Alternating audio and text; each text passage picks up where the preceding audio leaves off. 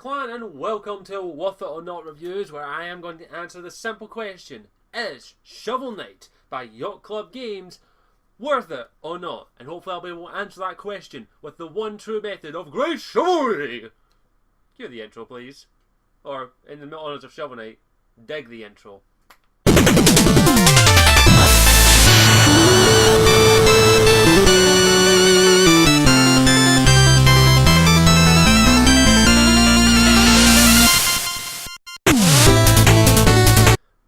Okay, so let's answer the question bit by bit and see if Shovel Knight is worth your money, the effort, but more importantly, worth your time to actually put the effort into playing.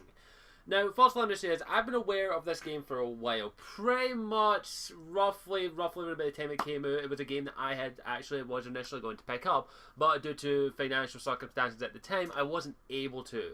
I've watched Let's Plays of this game, I've watched reviews of this game. This game has been getting praise of the wazoo just because of how good it is. The question is though, is a bit overhyped though. Now this game was actually a Kickstarted game. It actually was one of the most successful Kickstarters, and a game that actually came out of Kickstarter, which is something you don't hear a lot of, an actual great game coming out of Kickstarter. There's always either it wasn't good enough, it's incomplete, or it hasn't even came out yet. But of course I'm going to talk about each aspect of Shovel Knight. We're going to talk about the story, gameplay, soundtrack, and overall enjoyment of what I had with the game. Now, firstly, let's dive into the first aspect of it, which in my opinion is the most important part of any game, or any media in my opinion. Let's talk story, shall we?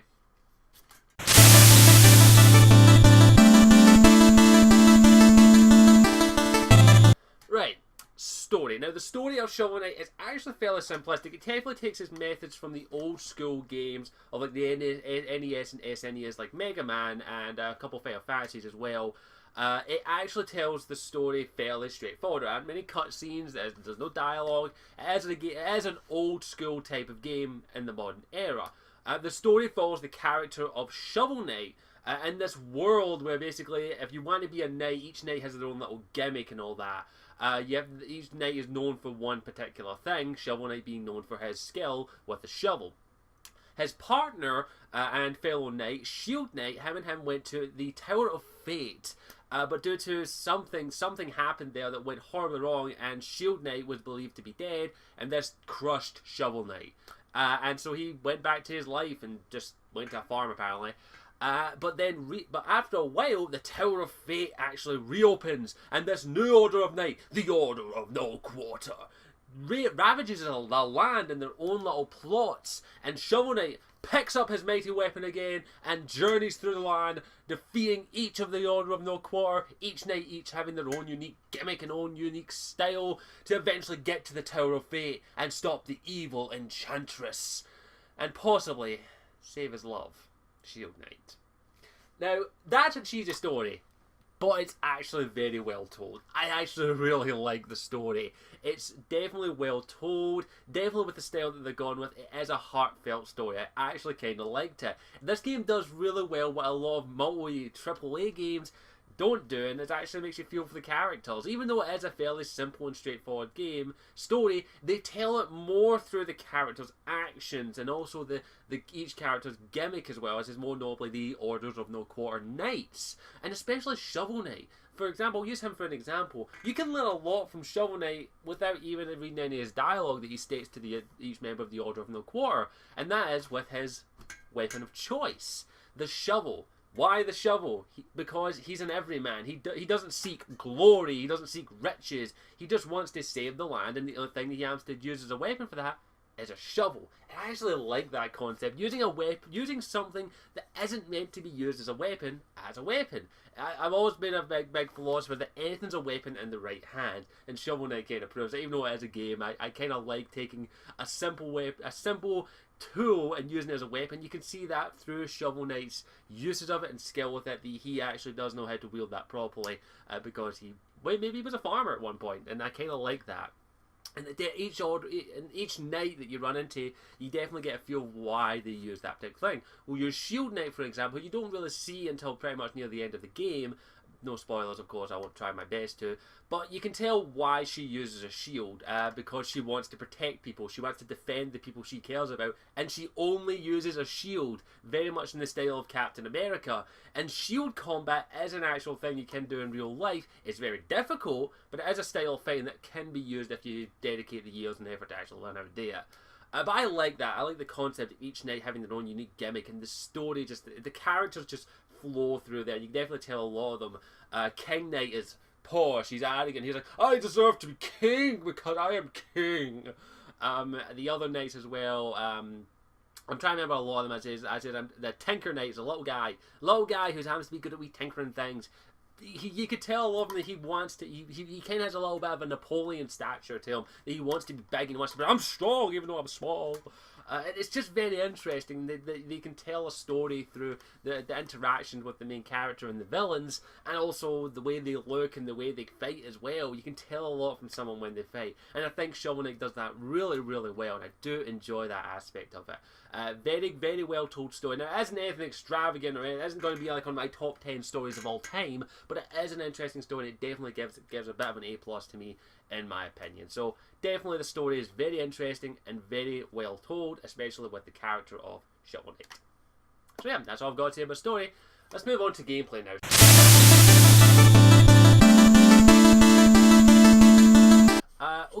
Gameplay is fairly straightforward in all honesty, if you want me to be honest.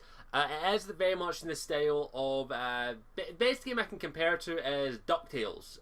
It very much has that kind of mentality, and it's very much that similar style of old school kind of gameplay. I like it. It is enjoyable. Now, I'm going to be honest, I never was really into gaming at a young age. I never played the NES. I still haven't played the SNES beyond an emulator. My first games console was the N64, so I missed out on a lot of the old school games like this. But Shovel Knight definitely has a good bit of influence from there. You can definitely tell with that style of gameplay. Very straightforward, very easy to pick up. Like, you can actually pick it up. I played it with an Xbox 360 control pad, sorry. And it's very straightforward. Easy to pick up. Anyone can really pick up. It's fairly simple, very straightforward. Were there any problems with the gameplay? There were a couple of nitpicks here or there, but in all honesty, the controls actually feel very tight and very well done.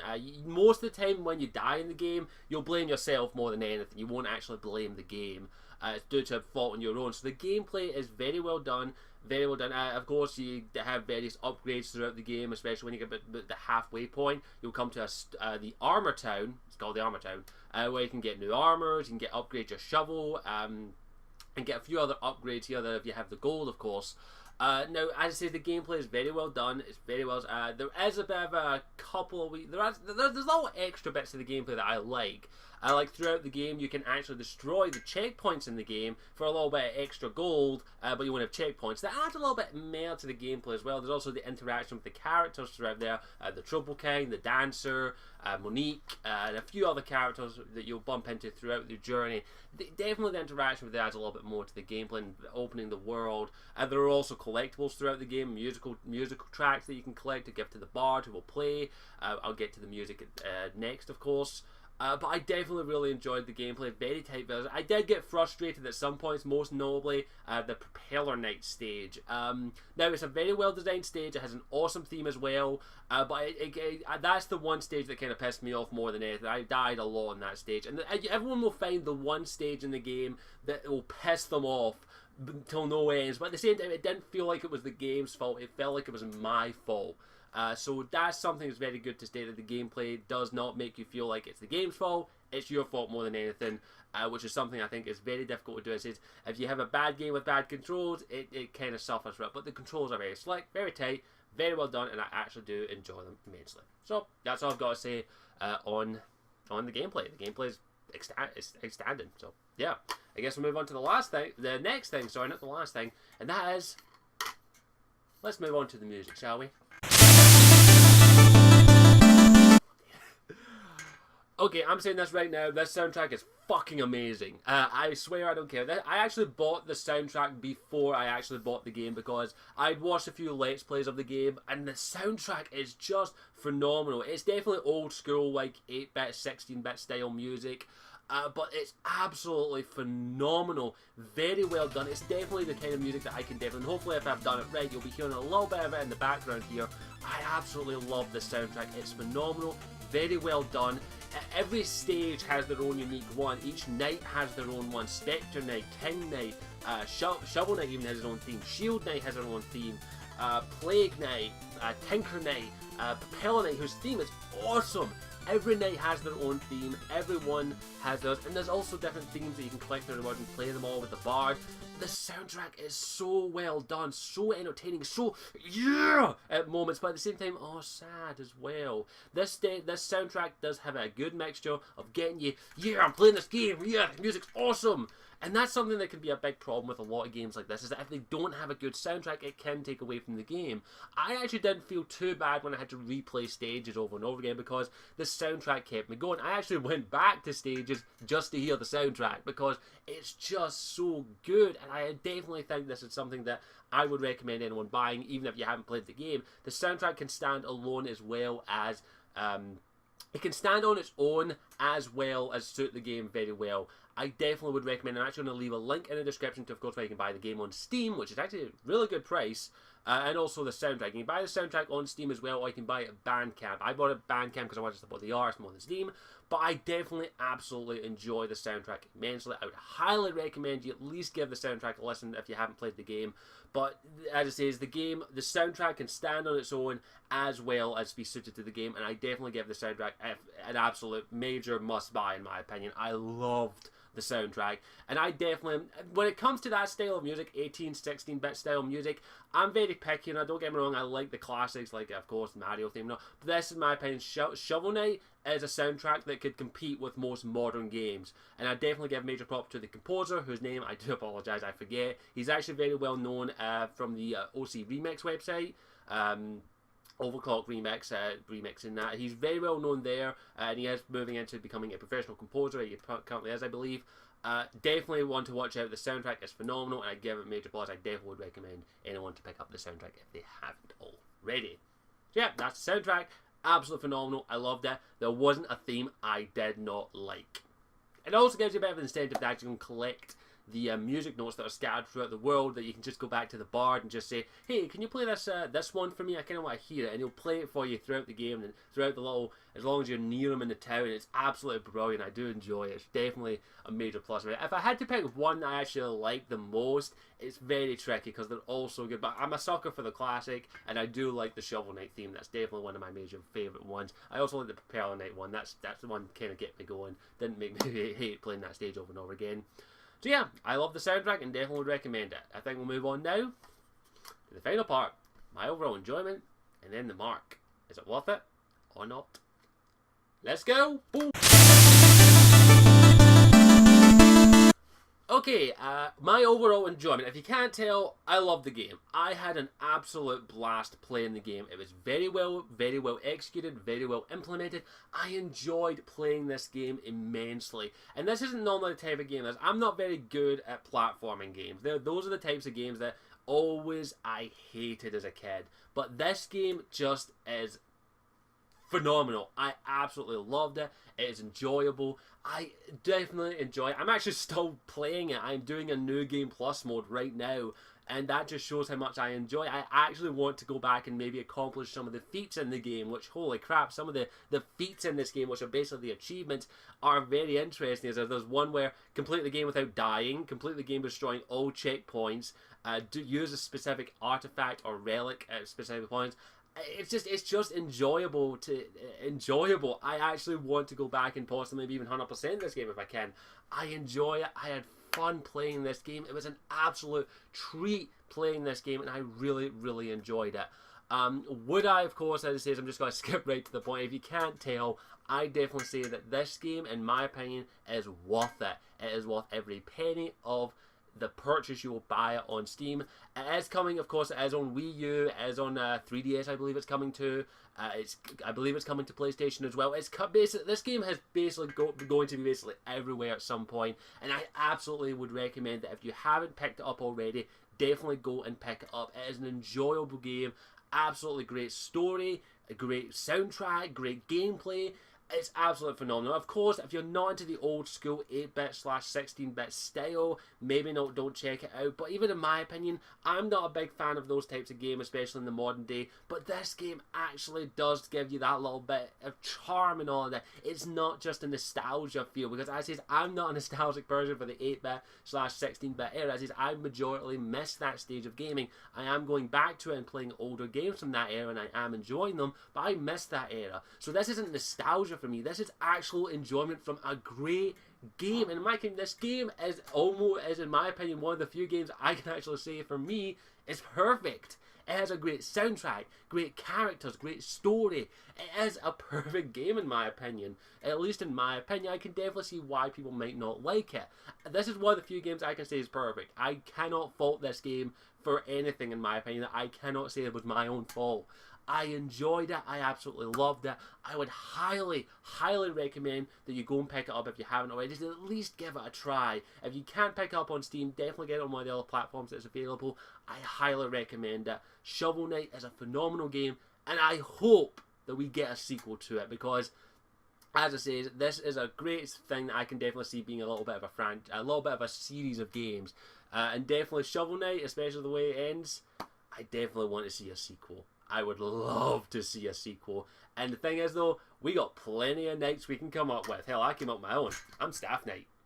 I'll fucking beat your ass with a staff. There's one night for you there, Yacht Club Games. Staff Knight. I can definitely be that volunteer if you want. But yeah, there are definitely ample opportunities for an interesting story, and also further development of the characters. I absolutely love this game. I highly recommend it if you haven't played it already. Other than that, I think I'll wrap things up, and I will sheath my staff. And I will wrap this up by saying that Shovel Knight is not only worth the time, money, and effort, it's worth it to at least give it a chance. So if you haven't already, go and pick up Shovel Knight and save the world with great chivalry! Thank you for watching. As always, I'm Scottish Warrior 92, and I'll see you all next time. Ciao for now. Hey there, thank you for watching the video. I hope you enjoyed it, regardless of whatever the video topic was about, because I know I'm a complete lot of tit sometimes. If you want to check out any of my other further content, all you have to do is click on the little Scottish 192 thing down the bottom there to take you to the channel and check out the rest of my videos. If you want to follow me on any of my social medias, it's just Scottish Warrior 92 everywhere else. And also, if you want to help support the channel, all you have to do is pop in the link in the description to my Patreon page, patreon.com/Scottish Warrior 92, in which if you feel like my content is worth it, you can donate $1 a month to help continue to support this channel and help me make this into a full-time gig. Feel free to go check out the Patreon page to make sure it is to your liking and you actually want to spend $1 a month on this shitty channel. Thank you for watching. Again, as always, I am Scottish Warrior 92, and I hope you'll stick around and maybe even join the clan by clicking that subscribe button. Thank you. Mwah.